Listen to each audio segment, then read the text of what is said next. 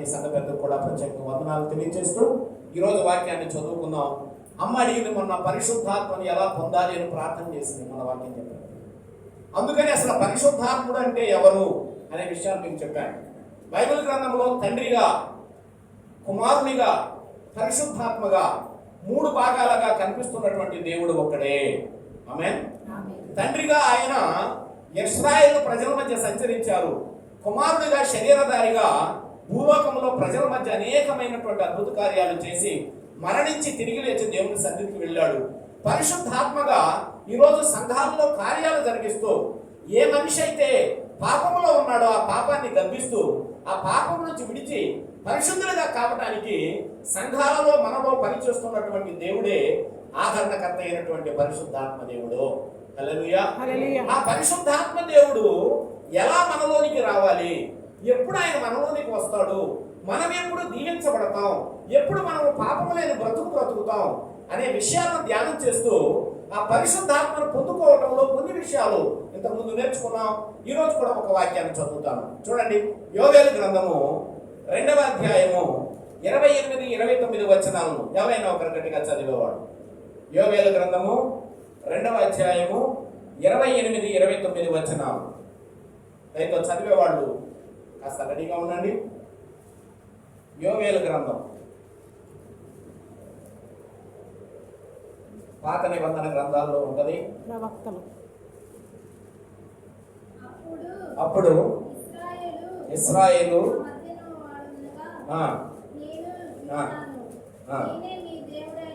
నేనే మీ దేవుడైన యెహోవానని,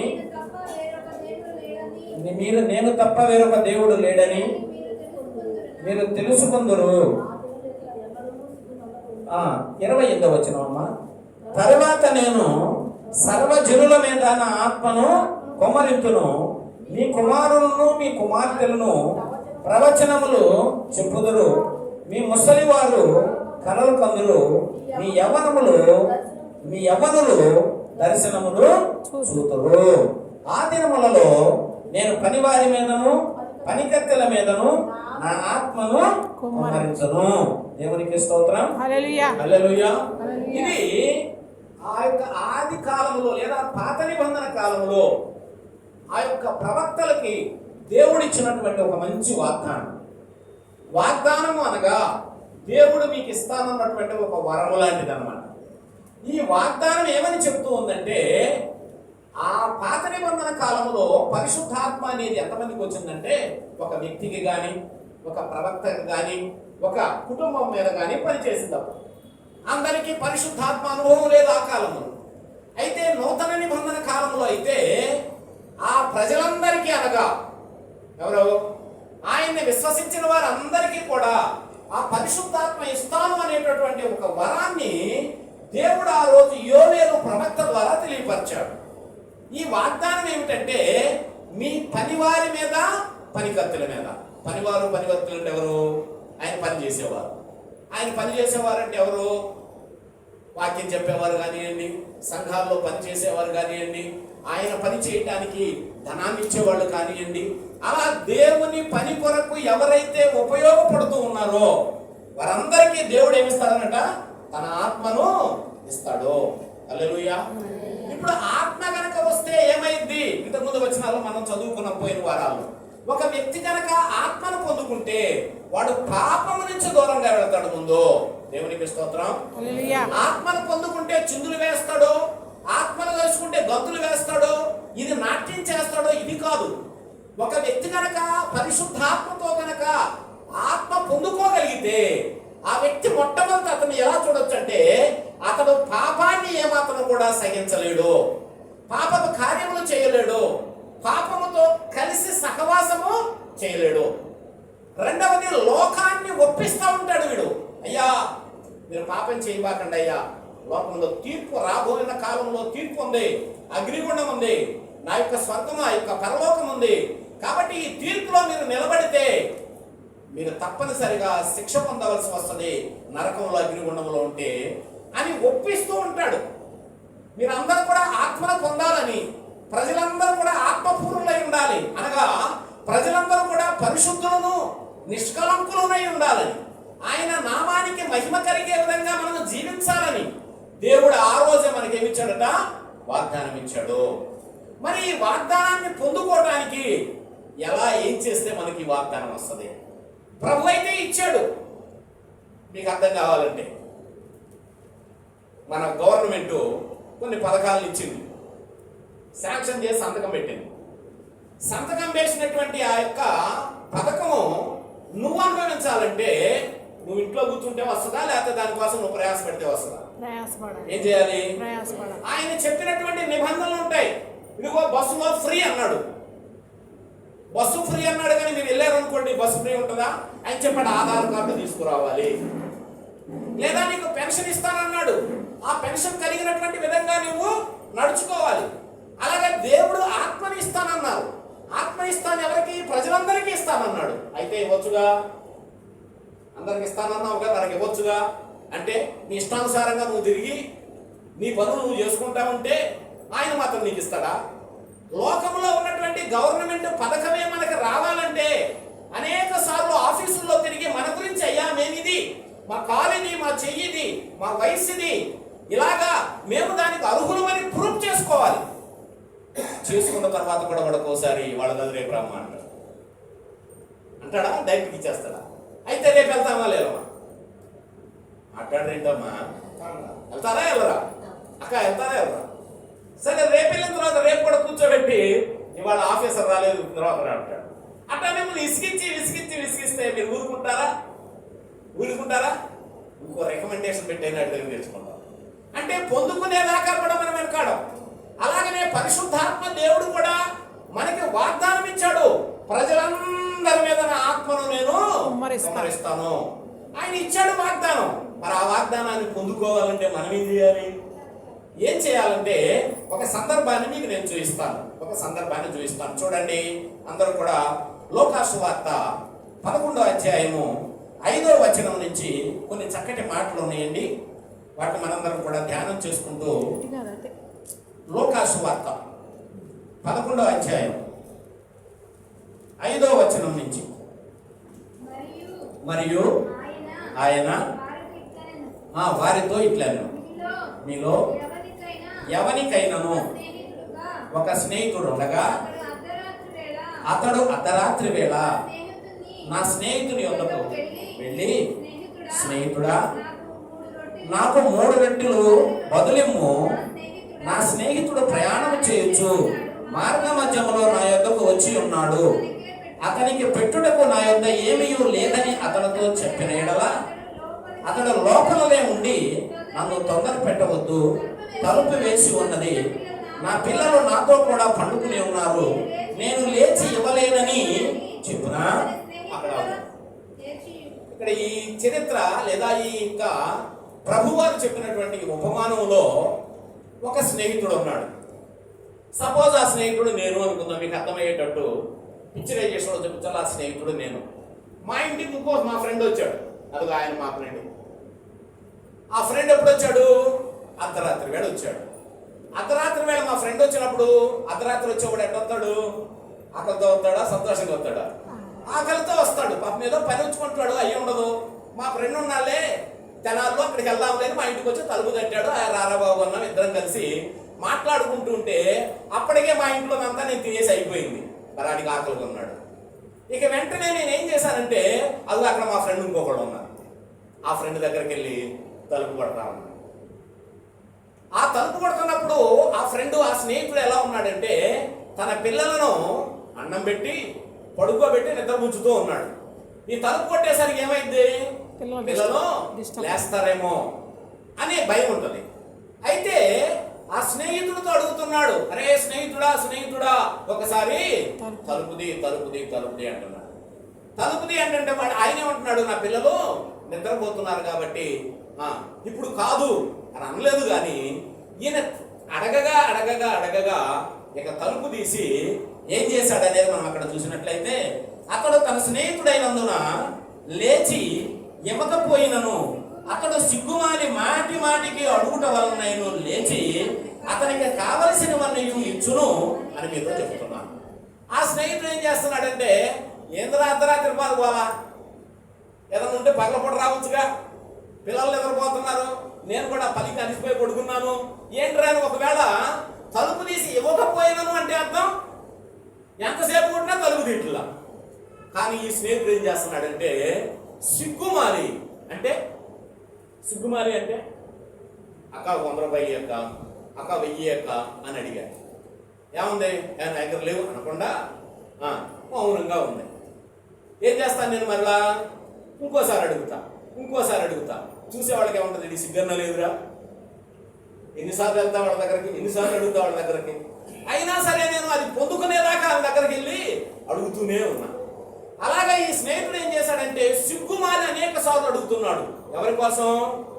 తన కోసమా? స్నేహితుడి కోసం. ఇక చివరికి ఏం చేశాడంటే ఆ స్నేహితుడు సిగ్గుమారి మరలా అడుగుతున్నాడని వెంటనే ఆయనకు కలిగినటువంటి లేదా అవసరమైనటువంటిది తీసుకొచ్చి ఇచ్చాడు. దేవునికి స్తోత్రం, హల్లెలూయా. ఇక్కడ స్నేహితుడు ఎవరయ్యా అంటే దేవుడైన ప్రభు అయిన యేసుక్రీస్తు వారు. ఈ దేవుడు తన పిల్లలు అంటే ఎవరంటే ఇశ్రాయేలీయులు. తన పిల్లలైనటువంటి ఇశ్రాయేలుకు మేలు కలగాలని, వారికి ఆటంకం కలగకుండా వారి సంరక్షణలో ఉన్నాడు ఆయన.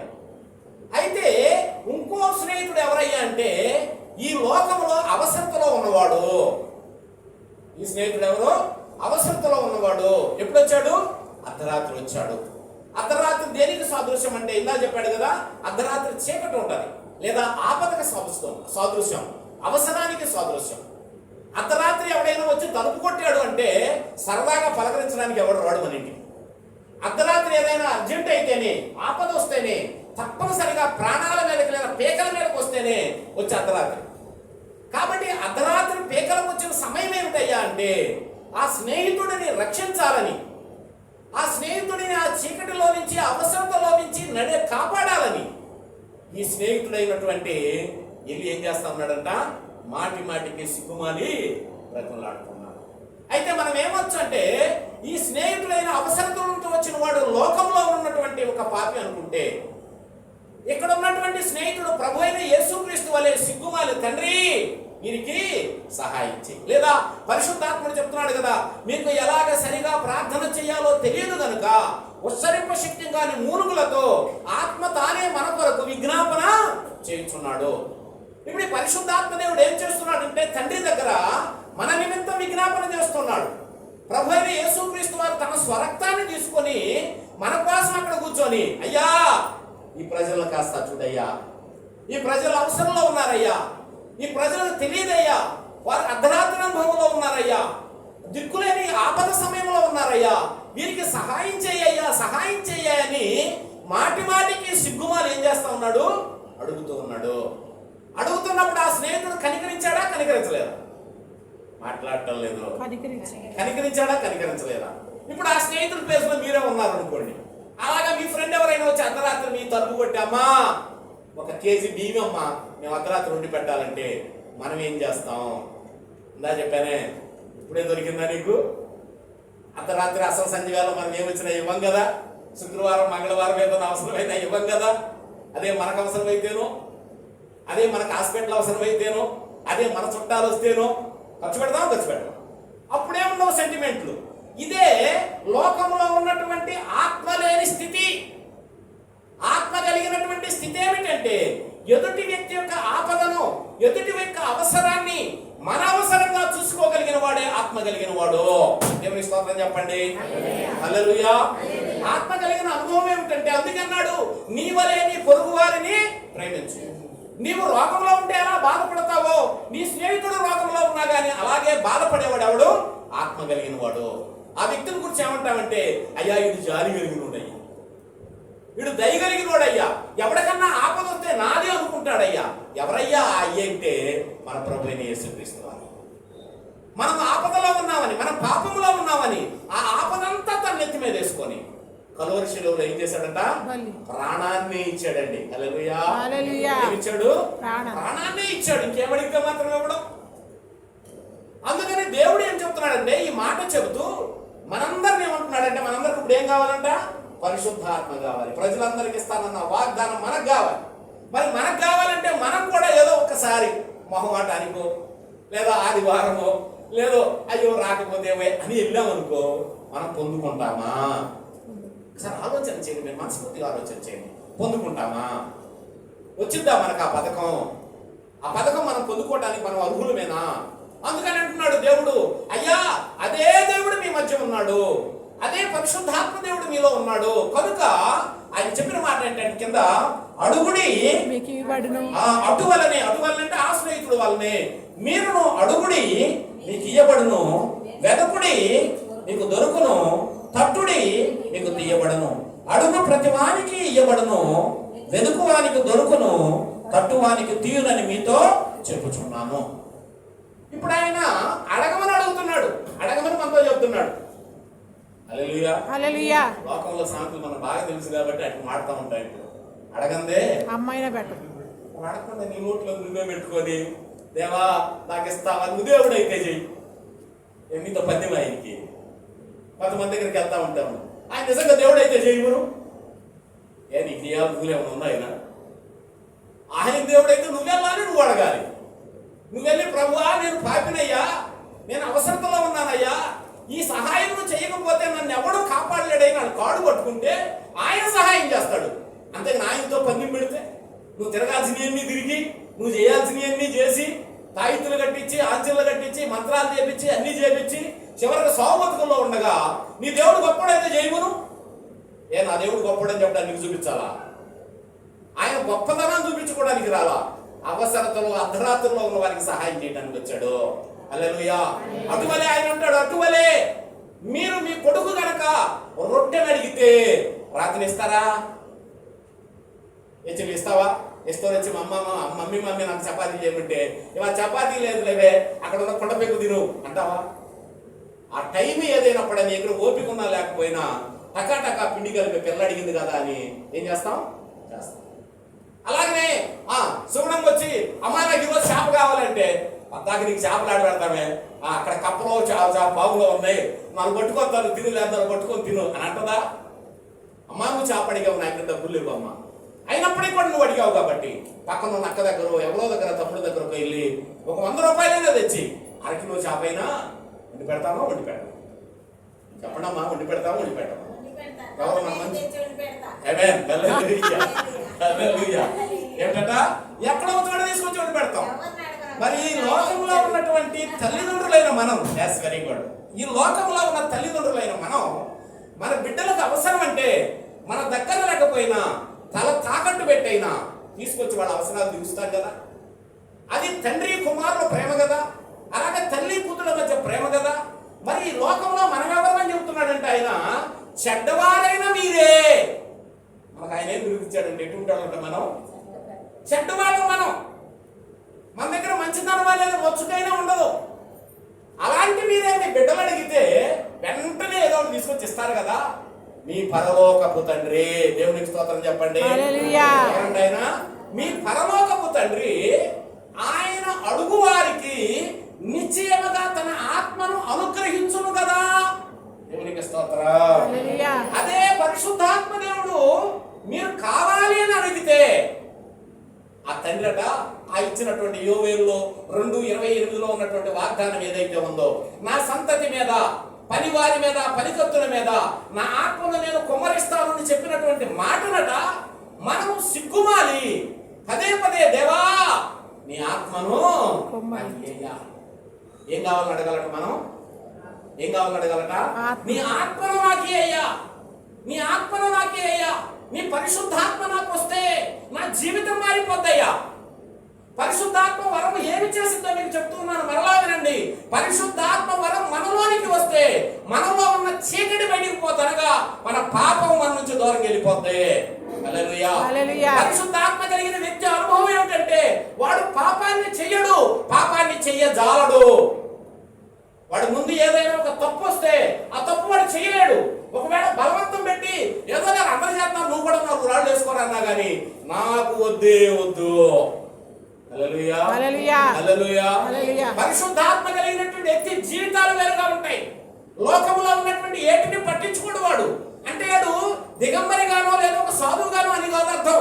వాడు దేవుని యొక్క ఆత్మ పొందిన వాడు కనుక అనుక్షణము తను పరిశీలించుకుంటూ ఉంటాడు.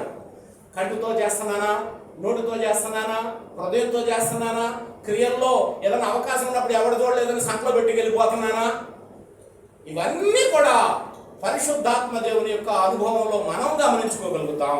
నా మట్టుకు నేను గమనించుకోగలిగాను. ఒకప్పుడు ఉన్నటువంటి గిద్యోను పాస్టర్, ఇప్పుడున్న గిద్యోను పాస్టర్ రెండు ఒకటే కానే కాదు. నాకు ఎప్పుడైతే దేవుడు పరిచర్య భారం పెంచి అనేక మంది సేవకులను తనిఖీ చేయడానికి అవకాశం ఇచ్చాడో నేను ఇంకా జాగ్రత్తగా ఉంటున్నాను. మొన్న 10 రోజుల క్రితం నాకు ఆఫర్ వచ్చింది, మీకు చెప్పినట్టున్నాను. 50,000 ఇస్తానన్నారు నన్ను పిలిచి. ఒక మంచి స్కూల్లో మ్యాథ్స్ ఐఐకి చెప్పగలను నేను. ఒక 50,000 ఇస్తాను రాయి అంటే నేను ఇంటికి వచ్చి మా ఆవిడతో చెప్పి ప్రార్థన చేశాను, ప్రభువా ఈ రోజు వరకు నేను తినడానికి ఎక్కడా నన్ను కష్టం పెట్టలేదయ్యా. నేను తినేది ఆ 10లో 20లో వస్తున్నాయ్యా, దాంతో నాకు సరిపోతుందయ్యా. 50,000 తీసుకుని నేను ఏం చేసుకున్నాయ్యా? మళ్ళీ 50,000కి నేను కనుక కమిట్ అయితే సువార్తకి వెళ్ళలేను, ఇలాగ మంగళవారాలు కుడికి పెట్టలేను, ఎక్కడన్నా పాస్టర్ సదస్సుకు పిలిచి వాక్యం చెప్పమంటే వెళ్ళలేను. నాకు మళ్ళీ ఇంకో అధికారి ఉంటాడు. సిరికిని నాకును దాసులుగా ఉండలేనని చెప్పావు కదా ప్రభువా, నాకు 50,000 వద్దయ్యా. వాడు మళ్ళీ ఫోన్ చేశాడు, మాస్టర్ వస్తారా? నేను అన్నాను, అయ్యా నేను ఒక సువార్త కట్టుబడిపోయినాను, నా సేవ చాలు, నాకు డబ్బులు వద్దు అని అన్నప్పుడు నాలో నాకు అనిపించింది, నిజంగా ప్రభువా నాకు నీ ఆత్మాభిషేకము ఇచ్చావు కదా. హల్లెలూయా. మళ్ళా చెప్తున్నాను, ఏ మనిషి అయినా శరీర మాంసము తినేవాడు, రక్తం ఉన్నవాడు తప్పు చేయడానికి వెనకాడు. మీరందరూ అనుభవమే, మగాళ్ళైనా ఆడోళ్ళైనా. ఏదైనా మీకు ఆకర్షణీయమైనది కనపడితే వెంటనే పాపం చేయాలనే ఆలోచన శరీరంతో రాకపోయినా మనందరి మనసుల్లో వస్తుంది. అందుకే ప్రభువారు చెప్పారు, మోహపు చూపు చూడటమే పాపం అన్నాడు. అసలు మోహపు చూపు అనేది లేకపోతే వ్యభిచారం అనే పాపం లేదు. అసలు కోపం అనేటటువంటి పాపం లేకపోతే హత్య అనేటటువంటిదే లేదు. ఒక వ్యక్తి మీద నాకు ఈర్ష్య కోపం ఉంది అంటే వాడిని ఎప్పుడు కొట్టాలని ఎదురు వస్తా. నాకు ఎప్పుడైతే ఒక అందమైన స్త్రీని చూసినప్పుడు వ్యామోహం కలిగిందో వెంటనే అది ఎప్పుడు దొరికిందా పాపం చేద్దామని చూస్తా. అలాగే నా దగ్గర డబ్బు వ్యామోహం అంటే ఏదో ఒక రకంగా మాయ మాటలు చెప్పి ప్రజల దగ్గర పోగు చేసుకోవాలని చూస్తా. ఇప్పుడు నా దగ్గర ఆత్మ. ఒకవేళ మనం ఆత్మ కలిగిన వారం అయితే నా ప్రభు ఇచ్చిన వాగ్దానం ఉంది, మొదట నా నీతిని నా రాజ్యాన్ని వెతకండి, మీకు కావలసినవన్నీ నేను ఇస్తాను, మీ తండ్రికి తెలుసు అన్నాడు.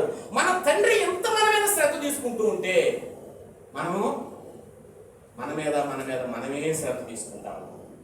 ఇక నువ్వు ఎప్పుడైతే శ్రద్ధ తీసుకుంటావు ఆయన అంటాడు, నువ్వే చూసుకుంటున్నావు నా సంగతి ఎందుకు లేరా. ఎప్పుడైతే నీ యొక్క అవసరతల కోసం నువ్వు ఎప్పుడైతే దేవుని మీద ఆధారపడకుండా మనుషుల వైపు లోకం వైపు చూస్తామో దేవుడు రంగములోనికి రాడు. ప్రియులారా, పరిశుద్ధాత్మ అభిషేకం కనుక మనలో ఉంటే అనుక్షణము ప్రతి దాని మీద ఎవరి మీద ఆధారపడతామంటే దేవుడి వైపే. హల్లెలూయా. దేవుడు మన అటు చూపిస్తా ఉంటాడు. అందుకనే మన హృదయంలో 2 ఆత్మలకు తావు ఉంది. ఉంటే పరిశుద్ధాత్మ లేదే దురాత్మ. దురాత్మ మన చెడు వైపు నడిపిస్తే పరిశుద్ధాత్మ దేవుడు మంచి వైపు నడిపిస్తాడు. దురాత్మ మన సాతాను ఆలోచనలో పెడుతూ ఉంటే పరిశుద్ధాత్మ దేవుడు దేవుడు ఆలోచనలో పెడతాడు. అందుకని మేము మనందరినీ కూడా పనులు మాని కేవలం దేవుణ్ణి నిత్యము భజన చేయమని చెప్పడంలానే మీ హృదయంలో ఆత్మ కలిగిన వారిగా, ఆత్మ కలిగిన వాడు ఏ రీతిగా పాపాన్ని అసహించుకుంటాడో మీరున్న పరిస్థితుల్లో పాపము జోలికి, అన్యాయం జోలికి, అక్రమం జోలికి వెళ్లకుండా మీ హృదయాన్ని జాగ్రత్తగా పెట్టుకోండి. హల్లెలూయా.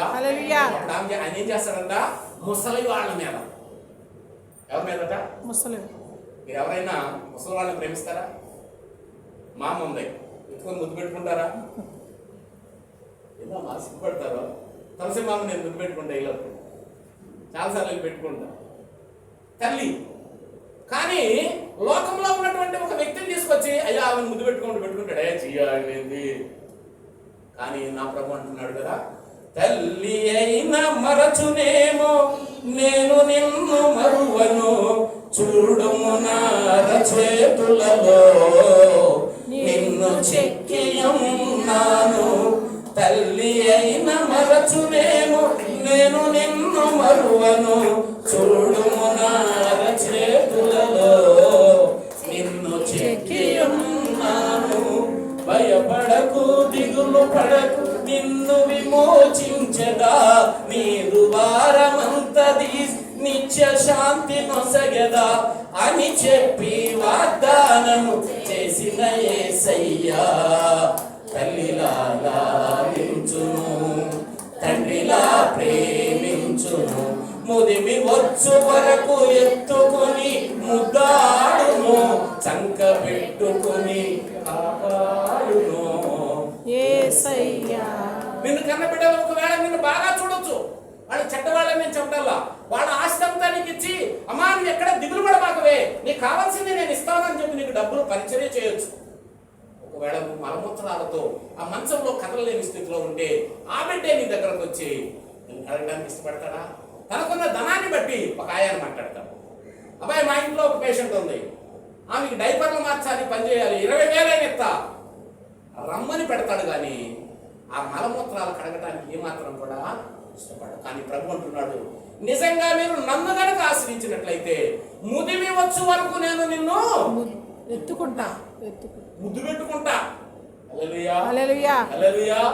ఆ ముద్దు ఎంత ప్రేమ కలిగిన ముద్దు అండి!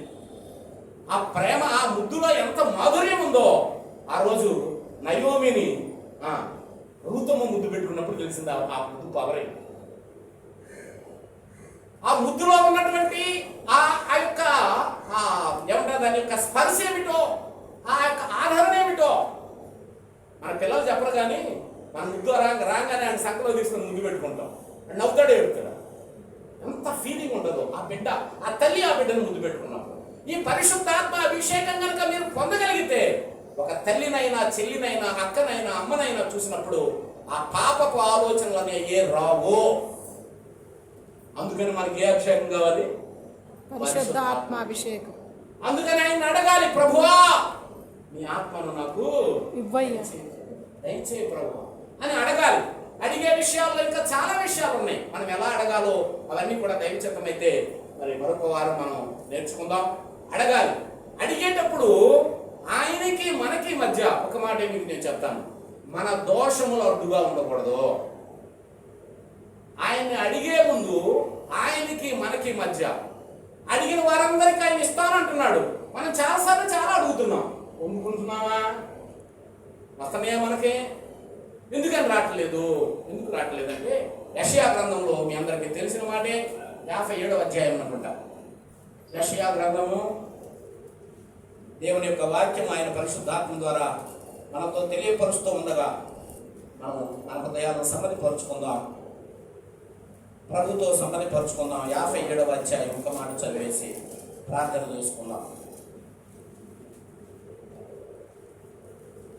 రక్షించలేరు ఎందుకుగా ఆయన రక్షకులు పరచగాలు ఎక్కడున్నామా?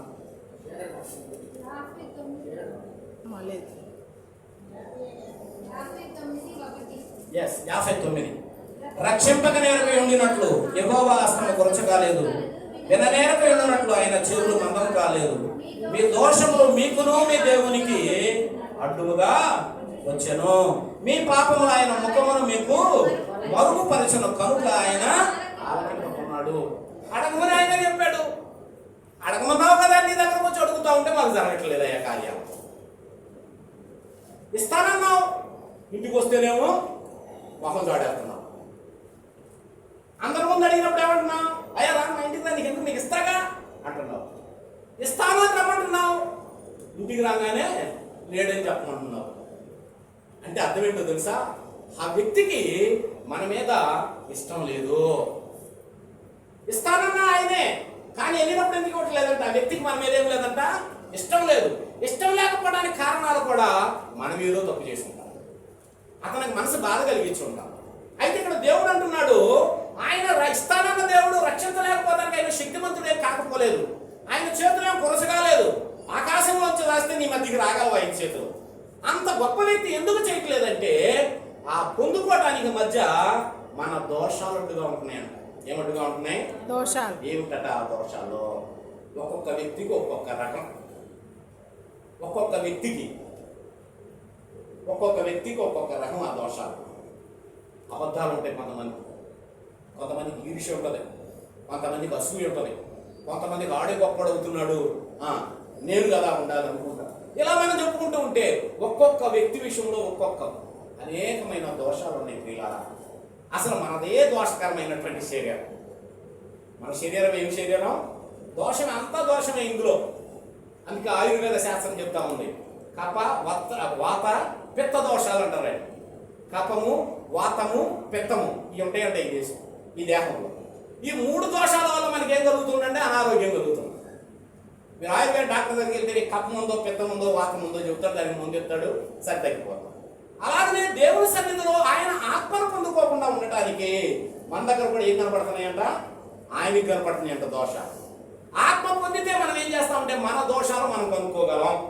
ఆమె ఆత్మ పొందుకున్న వ్యక్తి ఏం చేస్తాడంటే ఎదుటి తప్పులు ఎత్తడం, ఆడట్ట ఈడట్ట చెప్పడం, ఆడు ఇటువంటి వాడు చూసుకుంటాడు. మన దోషం ఏమిటయ్యా అంటే ఎదుటి వాడికి ఎంతసేపు పక్కనోడి మీదే మన ఏలు. మరి నీకో 4 నీకెన్నేళ్ళు? 4. అందుకే చెప్తారు కదా గురివించగలుగుతాం. తన తప్పులు తను చేసేది ఎవరికీ కనపడవు, ఎదుటోడి మాత్రమే చక్కగా కనపడదు. అయితే ఆత్మ కలిగిన వాడైతే ముందుగా తను తాను పరీక్షించు. నేను ఎలా ఉన్నాను, నా ప్రభువుకి నేను నమ్మకంగా ఉన్నానా అని మన దోషాలను మనం ఒప్పుకున్న ఎడలా ఆయన నమ్మదగిన వాడు. ఏమి స్తోత్రం చెప్పండి. ఆయన సన్నిధిలోకి వచ్చి మనం ఏం చేయాలి? ఆయన మన దోషాలను ఏం చేయాలంట? ఒప్పుకోవాలి. ఒప్పుకోవడంలోనే ఉంది అసలు సంగతి. అందుకే మనం పూజలు చేసినప్పుడు అంతకుముందు చేసేవాళ్ళం, పాపోహం పాపకర్మ పాపి సంభవామి త్రాహి పాహి కృపయా శరణాగత వస్తల శరణాగత వస్తల అన్నిదా శరణం నాస్తి మమ్మేవ శరణం దేవా. ఆ ముందే ఒప్పుకొని ప్రారంభం మొదలు పెడతారు మన పూజారులు. అయ్యా పాపములో పుట్టిన వాడను, ఈ పాప జీవితమై నుంచి నన్ను ఓ కరుణించవా కృపగలిగిన తండ్రి అని చెప్పి మొదలు పెడతారు. ఒప్పుకోందే అక్కడ గుప్పులోడదు. మీరు కూడా ఒప్పుకోకుండా ఏ ఆత్మను పొందాలనుకుంటున్నారో, మీ దోషాలను విడిచిపెట్టకుండా ఏ ఆత్మ అనుభవంలోకి రావాలనుకుంటున్నారో అనుభవం మనం పొందలేము. కాబట్టి ఇస్తానన్న దేవుడు ఇస్తానన్న మానలేదు, ఆయన మాట మార్చదల్లా మనమే మన బుద్ధి మార్చుకోవడం. ఎప్పుడైతే మనం ఈ రీతిగా దేవుని సన్నిధిలో నడవగలమో ఆయన ఆత్మ దర్శనాన్ని చూస్తాం. అందుకే అన్నాడు కదా, శరీరము కేవలము నిష్ప్రయోజనము, ఆత్మే శ్రేష్టమైనది. మనందరం కూడా ఆత్మలో నడిపించాలని మీకు నేను చెప్తున్న బోధ చాలాసార్లు మీకు చెప్తున్నా. పరిశుద్ధాత్ముడు ఎందుకు కావాలంటే మనం పరలోకం వెళ్ళాలి. ఆయన ఎత్తబడే ఒక రోజు ఉంది, ఆయనతో పాటు మనం ఉంటేనే ఆయనతో పాటు మనం తీసుకుపోతాడు. యేసు ప్రభువు ఏ రీతిగా ఎత్తబడ్డాడో అంత్యకాలంలో అనగా 2వ రాకడ ముందు ఈ సంఘముతో పాటు పరిశుద్ధాత్మ దేవుడు కూడా ఏమవుతాడు? ఎత్తబడతాడు. ఆయన ఎత్తబడేటప్పుడు తన వారిని తీసుకుపోతాడు. హల్లెలూయా. కాబట్టి ఆయన రాజ్యంలో ఉండాలంటే మనం ఏం కలిగి ఉండాలి చెప్పండి? ఇప్పుడు పరిశుద్ధాత్మను కలిగి. ఆయన అన్నాడు ఇస్తాము అన్నాడు. తీసుకోవడానికి మనం రెడీగా ఉన్నాం, కానీ తీసుకోలేకపోతాం. హల్లెలూయా, హల్లెలూయా, హల్లెలూయా, హల్లెలూయా. మీరందరూ కూడా ఏం కలిగి ఉండాలి చెప్పండి? పరిశుద్ధాత్మను పొందు. పరమ మనందరం కూడా కలిగి ఉండాలి. ఇస్తానన్న దేవుడు రెడీగానే ఉన్నాడు ఇవ్వడానికి.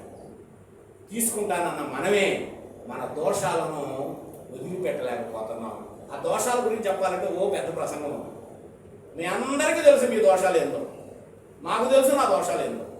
ఒక వ్యక్తిని ఎత్తి చూపించవసరలా, నీకు నీవే దేవుని వెలుగులో చూసుకోగలిగితే నీకున్న దోషాలు ఎన్ని కనపడతాయో ఇక్కడ చెప్పాల్సి ఉంటుంది. లెక్క రాసుకోండి పేపర్ తీసి, అటన్నిటిని ఒక్కొక్కటి వదిలిపెట్టి, ప్రభువా నీ ఆత్మ నాకు కావాలయ్యా, నీతో పాటు నేను ఉండాలయ్యా, అగ్నిగుండంలో నేను నశించిపోకూడదయ్యా, నీతో యుగయుగాలు ఆ స్వర్గంలో లేదా పరలోకంలో నిత్య ఆనందంలో నేను ఉండాలి ప్రభువా అని కోరుకొని దేవుని యొద్దకు రావాలి. ఆ వచ్చిన ప్రతి ఒక్కరిని నా ప్రభువు త్రోసివేయడు. ఆమేన్, ఆమేన్. అన్నాడు కదా, నా యొద్దకు వచ్చి వారిని నేను ఎంత మాత్రము త్రోసివేయను. గెట్ అవుట్ అన్ను, ఆల్వేస్ వెల్కమ్. ప్రయాసపడి భారం ఇందాక అక్క కూడా చక్కటి పాట పడింది, రండి రండి యేసుని యొద్దకు రమ్మ. ప్రయాసపడి భారం మోయుచున్న సమస్త జనులారా నా దగ్గరకు రండి, ఐ విల్ ప్రొటెక్ట్ యూ, నేను మిమ్మల్ని రక్షిస్తాను. హల్లెలూయా, హల్లెలూయా, హల్లెలూయా, హల్లెలూయా. మనందరం కూడా ఆత్మను పొందుకున్నామా? అటువంటి పరిశుద్ధాత్మ దేవుని సన్నిధిలో మనం బ్రతిమలాడుకుంటూ మన దోషాలు ఒప్పుకొని అడిగితే ఆయన కార్యాలు ఇప్పుడే నీ జీవితంలో చూస్తావో. హల్లెలూయా చెప్పండి. హల్లెలూయా, ఆమేన్ చెప్పరా? ఆమేన్. ఇప్పుడే చూస్తాం, ఇప్పుడే మా దేవుడు ఇప్పుడే చేయగలరు. ఆ మనసు సమ్మతి కలిగిన మనసుని ప్రభు ముందు పెట్టి కొన్ని నిమిషాలు ప్రార్థన చేసుకుందాం. ఈ మాటలు వింటున్నటువంటి మిమ్మల్ని, మీ బిడ్డలను, మీ కుటుంబాలను దేవుడు సమృద్ధిగా దీవించి తన ఆత్మతో మనల్ని బలపరుచును గాక, ఆమేన్. ఆయన ఆత్మ సంబంధులుగా మార్చును గాక, ఆమేన్. మన దోషములన్నిటినీ ప్రభు అయిన యేసుక్రీస్తు వారి రక్తములో కడిగివేయును గాక. ఆమేన్. హల్లెలూయా. హల్లెలూయా. అందరికీ వందనాలు. అందరం కూడా ప్రార్థన